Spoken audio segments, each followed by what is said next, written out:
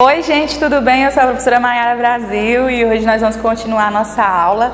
Na verdade ficou só um pequeno assunto mesmo, de menos de um minuto para a gente conversar, e hoje nós vamos revisar o que nós vimos nesse bimestre, aí, nessa unidade. Nós vamos passar para a próxima unidade. Próxima aula é sobre um vídeo sobre correção de atividade, então aguardem que eu estou preparando essa aula com muito carinho para vocês, tá bom? Preparando essa correção da primeira unidade. Eita gente, agora nós vamos para a segunda unidade, que bom, né? Então vamos lá, olha, idade dos metais. Que nós ficamos para falar sobre a idade dos metais. É um assunto muito fácil, gente, muito gostoso de você aprender. Se você quiser ver algumas coisas a mais no YouTube, tem muitos documentários sobre isso, mas o que é que eu posso colaborar com vocês, né? Então vamos lá, o cobre. Para começar, eles já estavam ali manipulando o barro, a madeira, então eles começaram ali a perceber também os minérios, e aí eles começaram a perceber o cobre, porque nos primeiros momentos eles não iam ter aquele contato com o fogo, né? Eles tinham o fogo ali como subsistência, em algum momento do Neolítico eles aprenderam a lidar com o fogo, mas eles não relacionaram talvez essa ideia, é bem subjetivo também essa teoria, né, de que o fogo poderia ali transformar o ferro. Então, acredita-se que o cobre foi um dos primeiros metais a ser ali articulado, de ser manipulado, porque o cobre ele é um pouquinho mais molinho do que os outros metais. E aí ele, como por ser maleável, começou a se fazer muitos utensílios com ele, né? Panela, vasilhas, baldes, artigos de decoração. Mas aí, como o que eles mais precisavam era para a agricultura, os instrumentos, os utensílios que eram para a agricultura eram um pouquinho mais frágeis e frágil, então precisava de algo que fosse mais resistente. Então, com o tempo, eles foram percebendo ali, foram juntando o cobre com o estanho, e aí eles conseguiram fazer o que nós chamamos de bronze. Quem aí gosta de jogos escolares, gosta de jogar, sabe que quando tem lá o primeiro lugar, a medalha é o quê? De ouro, né? Segundo lugar, de prata. E terceiro, gente, que eu ganhei, já fui campeã de queima, tem o quê? Tem as medalhinhas de bronze. A medalhinha de bronze é justamente essa combinação de cobre com estanho, tá?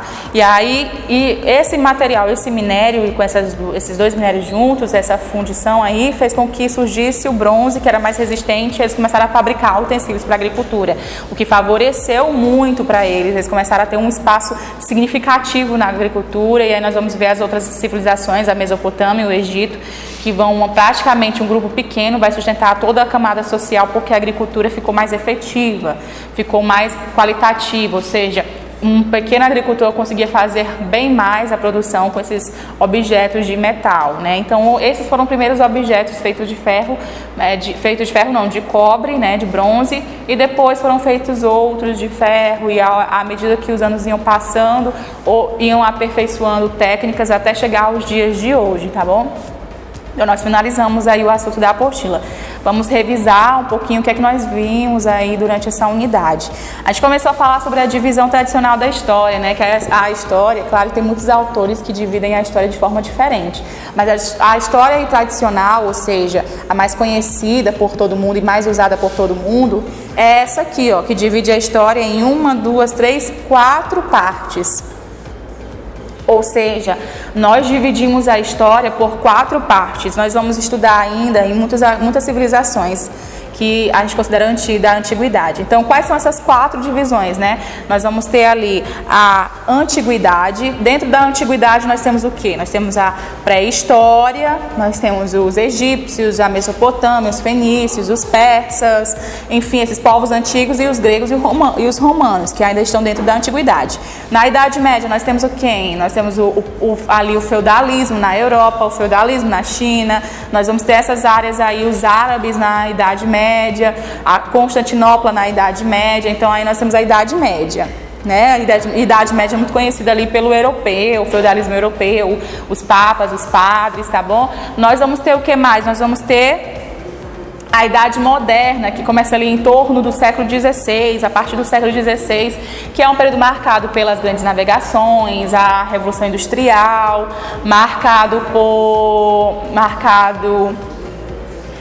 além da Revolução Industrial, é um lugar muito marcado de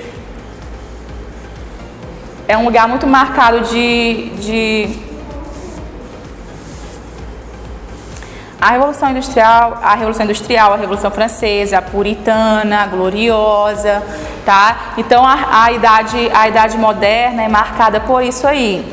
E nós vamos ter também na idade contemporânea, vamos ter a idade contemporânea que vai começar ali a partir depois dessas revoluções, depois da Revolução Francesa.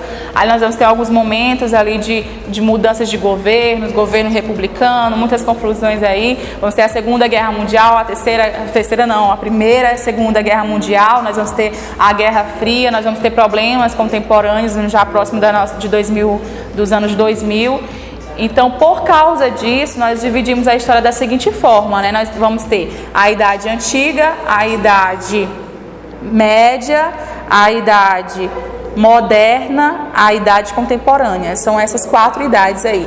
Geralmente no 6º ano vocês vão ver um pouquinho da Idade Antiga e um pouquinho da Idade Média. Talvez vocês vão ver aí um pouquinho da Idade Moderna, mas só se for aquela relação dali do início mesmo das grandes navegações. O que vocês vão ver mesmo da Idade Moderna e Contemporânea vai ser no 7º, no 8º e no 9º ano. Então nós vamos ver aqui, ó. Também a gente já viu sobre o quê? Sobre os objetos. Nós já vimos o que são os objetos. Lembra quando eu falei para vocês que a história não é decoração? Né, que a história não é estudar o passado? Muitas pessoas falam que história é estudar passado. História não é estudar passado, gente. História estuda os objetos que foram deixados pelos antepassados. Esses antepassados, já foram, eles morreram.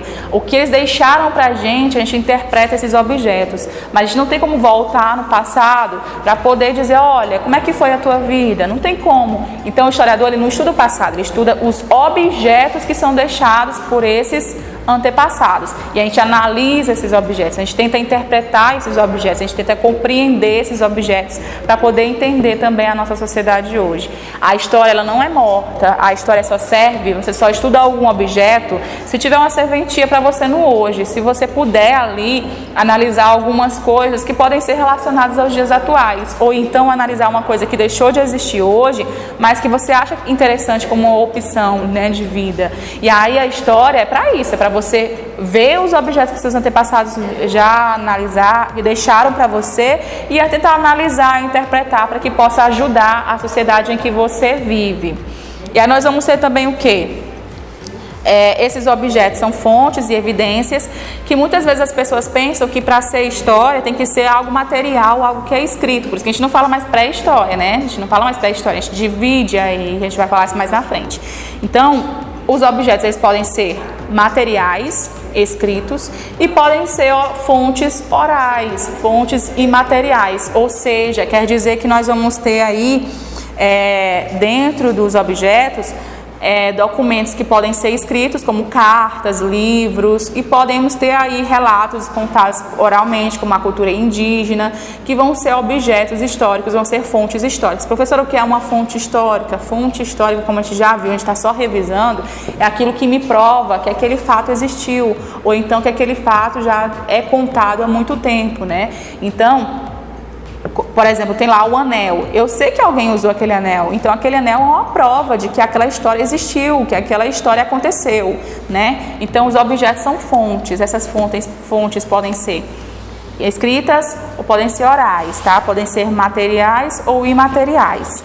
E aí, quem vão ser os responsáveis por essa área da história? Várias pessoas, gente. História não é uma coisa separada. As pessoas pensam que as ciências, né, que as disciplinas, que os componentes curriculares não se encontram, mas isso não é verdade. Os componentes curriculares se encontram o tempo todo. Por exemplo, lá no 7º ano, eu e a professora Bárbara estamos falando sobre os povos pré-colombianos. Claro que cada um com seu contexto diferente, mas olha, é o mesmo assunto. E aí, o que nós vamos fazer? Nós podemos trabalhar juntas para que o conteúdo fique mais bonito, mais apresentável para vocês. Então, quer dizer que em alguns momentos a história trabalha com outras áreas. A história trabalha com biologia, a história trabalha com geografia, trabalha com português. A história trabalha com várias ciências. Para quê? Para que você entenda o contexto histórico, para que você entenda a história de forma certa, porque a história não é decoração. Não é você decorar um nome. Quem foi que descobriu o Brasil? Pedro Álvares Cabral. Não, a história não é só isso. A história quer entender melhor os fatos, entender melhor a sociedade, tá bom? E aí nós vamos ter também arqueólogos, antropólogos que vão pesquisar histórias materiais e imateriais. Olha que legal, né? O arqueólogo estuda muito as questões materiais, né? Os objetos materiais.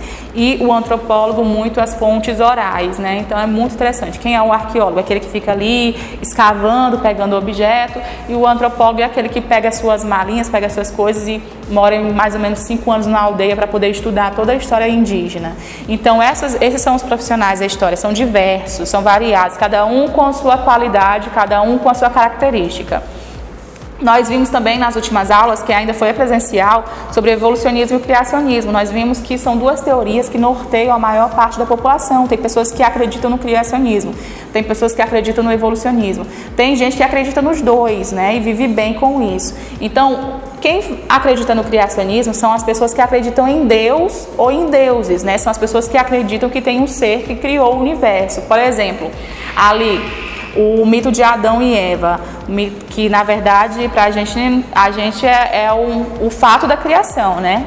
Para os cristãos é uma realidade. E aí quando você olha ali, né, o mito de Adão e Eva, você percebe o quê? Você percebe que Deus criou toda a terra, criou os rios, criou o céu, os luzeiros que existem, e aí também criou o homem e a mulher. Essa é a explicação do surgimento do mundo para o criacionismo. Lembrando que o criacionismo não é só o cristão, né? Eu dei o exemplo de Adão e Eva, que é um dos mais conhecidos do cristianismo. Mas dentro do criacionismo nós temos outros mitos, né? Temos outros mitos africanos, nós temos outros mitos, por exemplo, o mito Inca dizia que o Inca nasceu porque o sol, né, caíram os pedaços de sol na terra e desses pedacinhos de terra ali, desse ouro, surgiu o Inca, né, o imperador, né, que era filho do sol. E aí, gente, se você analisar isso, se você perceber, cada civilização tem seu próprio mito de criação, né, ou seja, tem sua própria explicação de como é que o mundo foi surgido. E o evolucionismo, ele já acredita que não, né, o evolucionismo ele vai surgir primeiramente com o Charles Darwin, que vai dizer o seguinte, que o ser humano ele foi evoluindo com o tempo, ele só está aqui do jeito que está hoje porque ele foi evoluindo com o tempo. Para que ele pudesse estar aqui, ele precisou passar por uma seleção natural. O que é essa seleção natural? Ou seja, só os mais fortes sobrevivem, aqueles que conseguirem se adaptar, aqueles que conseguirem ver a realidade e modificar a si e a realidade que vive para poder sobreviver. E aí nós chamamos isso de seleção natural, que é o evolucionismo, acredita na evolução das espécies. Charles Darwin não associou isso que a gente é diretamente filho de macaco. Ele não disse isso, gente. Ele não disse isso, não. Ele disse que nós evoluímos com o tempo. E aqui existem grupos e famílias que se aproximam, né? Por exemplo, os mamíferos, os répteis. E aí, cada vez vai se tornando, as famílias vão diminuindo até chegar aos primatas, que aí dentro da família dos primatas nós vamos ter o ser humano, o chimpanzé, enfim, outros animais. Ele não disse que nós somos aí filhos de macacos, não, tá? Ele disse que nós temos famílias, agrupamentos de seres que se assemelham e que tem uma explicação para ele na evolução. E aí nós vamos ter o que também? Os hominídeos. Os hominídeos, dentro da teoria da evolução, é o que? O Australopithecus, o habilis, o erectus, o neandertal, o homo sapiens sapiens, que vão ser super importantes, a gente viu isso em sala de aula. Nós vimos aí o Australopithecus, que é um dos mais antigos, inclusive Lucy acredita que veio daí, é um dos mais antigos mesmo, e praticamente com um corpo muito diferente do nosso de hoje. Aí tem o Homo habilis, que vai se caracterizar por ter habilidades, né, desenvolver com as mãos, de forma bem antiga, né, essa habilidade com as pedras, lascadas e tudo mais. O erectus, que vai ter a característica de andar de forma erecta, sair um pouquinho, né, deixar de usar essas partes superiores aqui, as mãos, os membros superiores. E os neandertais aí que vão conviver com o Homo sapiens sapiens, mas que após a era glacial a alimentação estava mais escassa, e aí algumas mudanças não aconteceram, ele não conseguiu se adaptar, acabou entrando em extinção. E o Homo sapiens sapiens, que é a gente, que continuamos nos modificando, a gente não é o mesmo, gente, de 3.000 anos atrás, né? Nós estamos mudando com o tempo, nós estamos aí mudando a nossa aparência com o tempo, segundo o evolucionismo, tá bom? E aí nós vimos também a questão nós estudamos de formas separadas a questão do o Paleolítico, Neolítico e Idade dos Metais. Nós estudamos de forma separada. Nós sabemos que hoje esse termo de pré-história é um termo questionável, não é mais usado pela maioria dos historiadores, e aí é dividido, ao invés de nós falarmos pré-história, nós podemos falar Paleolítico, Neolítico e Idade dos Metais, né? Cada um com sua característica, que nós já falamos aí nas aulas passadas, mas de forma geral, Paleolítico, período da pedra lascada, Neolítico, da pedra polida, Idade dos Metais, daquele momento em que o ser humano já conseguia dominar os metais, e aí nós vamos entrar para a Mesopotâmia daqui a alguns dias.